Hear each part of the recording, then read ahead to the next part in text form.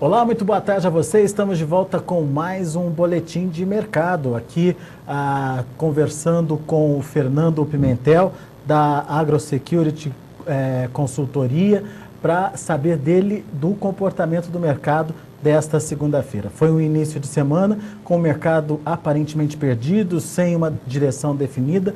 Os primeiros vencimentos eles recuaram, caíram pouquinho, mas encerraram o dia de forma negativa. Já o maio de 2012, que é referência para a nossa safra, ele subiu, acabou com meio ponto de alta também, sem grande expressão aí, a 12 dólares e 5 centes por bushel. Mas o que será que o mercado está preparando? O que está influenciando esse mercado nesse momento? É a pergunta que a gente faz para o Fernando. Muito boa tarde para você, Fernando. Afinal de contas, como é que você está vendo esse mercado da soja e dos grãos de uma forma geral lá na Bolsa de Chicago?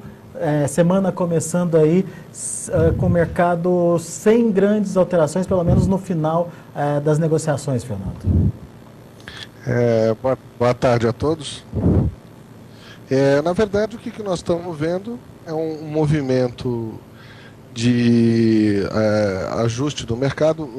Os especuladores que dão muita sustentação ao mercado de commodities, não só de soja, no mercado de energia, petróleo, etc. e tal, eles estão fugindo um pouquinho dos ativos de risco e indo para os ativos de menor volatilidade, que são basicamente os ativos de renda fixa. Nos Estados Unidos, basicamente os T-bonds, os T-bills são os títulos da dívida americana. Isso está ocorrendo também coincidindo com o final da safra americana, onde os números estão se consolidando, o risco climático já não existe, e o USDA recentemente soltou um relatório colocando os níveis de estoque de milho um pouco acima do que o mercado estava projetando. Então, a somatória de todos esses elementos está empurrando as commodities para baixo, principalmente agora os agrícolas que estavam um pouquinho atrasados em relação aos demais, mas eles também vão sofrer, como a gente falou aqui na nossa última conversa, que era importante o produtor entender que a agricultura, o Brasil, agronegócio, não era uma ilha diante de toda essa confusão que o mercado externo está apresentando. E, na verdade, ainda tem mais coisa para acontecer, ainda tem a discussão toda da Grécia agora essa semana. Hoje está tendo uma reunião dos ministros das economias da Europa para fechar um acordo de ajuda à Grécia.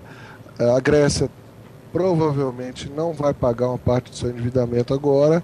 Isso tudo está gerando um grau de estresse no mercado, porque a preocupação maior são os bancos que emprestaram para a Grécia, que tem empréstimos na Espanha, que tem empréstimos na Itália, que são economias também que vão sofrer um pouco mais à frente. Agora, é importante o produtor rural entender que o especulador faz parte desse jogo, faz parte da posição e da precificação da soja, do milho, e ele corre na hora que o risco eleva e na hora que existe um certo temor de volatilidade adicional ao mercado. Então, nós estamos vendo o mercado como ele é, sem grande pressão dos especuladores. Então, na verdade, nós temos hoje realmente aí uma maior presença mesmo dos hedgers operando no mercado. Agora, pois é, Fernando, deixa eu só te interromper para complementar essa informação que você passou. Qual que é a situação de especulador hoje no mercado da soja? Já não tem mais? É mais mesmo os players de mercado que estão atuando nesse momento? Não, eles ainda estão presentes. Não estou dizendo. Agora, o que acontece é que eles não estão exercendo uma pressão, aquela pressão de sustentação, os hedging funds, que normalmente eles entram nas posições compradas, né? Eles saem e a simples ausência deles na compra já deixa o mercado bastante pesado, né? Então, o que está ocorrendo é lógico, deve ter, inclusive, os especuladores estão empurrando para baixo, entrando na posição vendida. Mas eu acredito mais naquela liquidação da posição comprada e a transferência desse recurso para uma via mais segura de investimento. Isso aqui também está ocorrendo aqui na Bovespa. Nós vimos hoje a Bovespa cair, todas as bolsas da Europa caíram. Na verdade, nós estamos vendo um movimento harmônico de perda de valor de quase todos os ativos, porque realmente há uma versão do risco. Nós vimos esse filme em 2008, Pois é. e não será, eu não sei da intensidade, mas a verdade é que se ele é uma reprodução menor do que ocorreu em 2008, ou se vai ser uma coisa da mesma magnitude, só o tempo vai dizer. É claro que hoje as instituições globais, tanto o FMI quanto o Fed nos Estados Unidos, estão muito mais preparados para tentar conter a situação. Porém, o problema agora é com estados, e não é mais só com as empresas, ou seja, nós estamos vendo a deterioração das contas públicas de vários países da Europa, do próprio Estados Unidos, o Japão veio com problema depois do tsunami. Então, o contexto todo está muito delicado, muito complicado. A única coisa que a gente ainda se apega um pouco, principalmente para nós exportadores de produtos agrícolas, é que a China não apresenta os mesmos sinais que Europa e Estados Unidos, e acho que não vão aparecer. Agora, o que acontece é que a China exporta para a Europa, exporta para os Estados Unidos. Inclusive, hoje está se discutindo no Senado americano um pacote de taxação de produtos chineses que pode, inclusive, gerar problemas aí diplomáticos entre os dois países. Então, na verdade, que no médio prazo nós vamos ter reflexo na China. Até que ponto isso pode interferir nos preços agrícolas? Eu tenho um pouco de dúvida, porque a China talvez não tenha muita opção. Ela tem que comprar soja, tem que comprar milho. Agora, haverá um reposicionamento nos preços de quase todos os ativos do planeta, nós vamos ver esses ativos um pouco para baixo. A grande alternativa para nós aqui seria uma contrapartida no câmbio, né? Porém, essa contrapartida ela vai ficar limitada, porque o Banco Central tem muita reserva. Na semana passada, quando bateu 1,90, o Banco Central entrou vendendo dólar no mercado, tentou conter. O mercado realmente veio até um nível de 1,80 abaixo. Agora, hoje já chegou de novo a escala dos 1,90, e provavelmente nós vamos ver essa briga do Banco Central com o mercado para tentar manter o câmbio aí abaixo de 2. Por quê? Porque tem muita gente endividada em dólar. De novo, o que aconteceu em 2008, onde a gente viu cooperativas endividadas em dólar, produtores rurais endividados em dólar, grandes empresas nacionais de alimentos e agroindústria endividadas em dólar, elas estão novamente nas mesmas posições. E aí o que acontece? Bem no momento que o governo resolveu taxar o hedge, taxar as travas cambiais, taxar as operações de mercado futuro, foi exatamente no momento que provavelmente algumas empresas diminuíram suas proteções, exatamente no momento que eu não podia. O mercado veio a essa situação aí de descolamento. Então, é bem provável que muita gente perdeu algum dinheiro aí com o câmbio que não tinha se protegido ainda. Até a gente estava conversando agora, tem o caso dos produtores mesmo do Mato Grosso, de Goiás, enfim, que captaram dinheiro em dólar e não fixaram a soja quando ela podia. Contratos a fixar com trade sem ele ter feito fixação, ou comprou um fertilizante em dólar e não vendeu a soja na contrapartida, ou o defensivo comprou em dólar e também não fixou. Moral da história: revendas de insumos, eventualmente, que estão devendo em dólar para os seus fornecedores e que agora foram pegas de surpresa com esse movimento. É a velha história. Não sabemos qual é a dimensão do problema, mas que alguém vai sofrer aí com essa variação de dólar inesperada e rápida, pode ocorrer sim. Importante para o produtor é que mesmo o produtor, por exemplo, do Paraná, do Rio Grande do Sul, que não vendeu muito, captou dinheiro no Banco do Brasil, etc. e tal, o preço na origem pode sentir um pouquinho agora, porque Chicago caiu e o câmbio não deu a contrapartida, mas Se colher bem, quase todo mundo no Brasil vai ter margem, pelo menos o produtor rural, que ele é naturalmente operado em dólar, ele está naturalmente redeado ali na sua... Mesmo esse produtor que está devendo dólar o custeio, ele tem como contrapartida a fixação dele vai estar sendo operada com um câmbio melhor. Esse que ficou exposto ao câmbio muito, quer dizer, no custo, ele provavelmente vai ter uma margem menor, por exemplo, que o produtor que fez troca no Mato Grosso, em Goiás, e vai ter uma margem provavelmente um pouco pior também do que o produtor do Paraná, que custeou em reais no Banco do Brasil e vai vender a safra com Chicago um pouco abaixo, com câmbio, com Chicago bem abaixo, com câmbio um pouco acima. Então, no contexto geral, de novo, vou dizer a mesma coisa que falei na outra conversa que tivemos. Para o produtor rural, aliás, a atividade agrícola em si, não estou falando do intermediário, estou falando do produtor rural, é a mais resistente a essa crise que está ocorrendo lá fora. Se você disser, pode reclamar, o produtor rural gosta de reclamar, a gente sabe, é histórico, tradicional. Mas, hoje ele é o que está no lugar mais apropriado, mais protegido que existe em todas as cadeias aí que a gente conhece da economia nacional. Agora, por exemplo, o pessoal de minérios está apanhando muito, o pessoal de energia está apanhando, o pessoal de banco, nossa, esses estão apanhando demais. Se você olhar as ações de bancos, dá dó.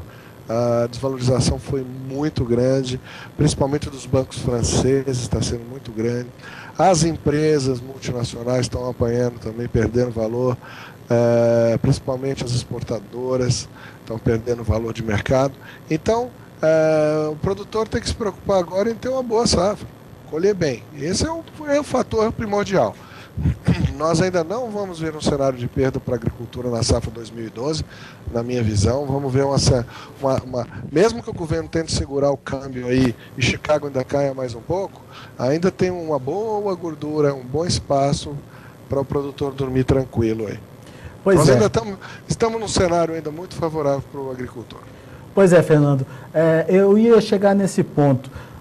Hoje a soja lá em Chicago para novembro está apontando 11 dólares e 77 centos por bushel. Não está muito barato, não, diante do cenário que a gente tem de oferta baixa, enfim.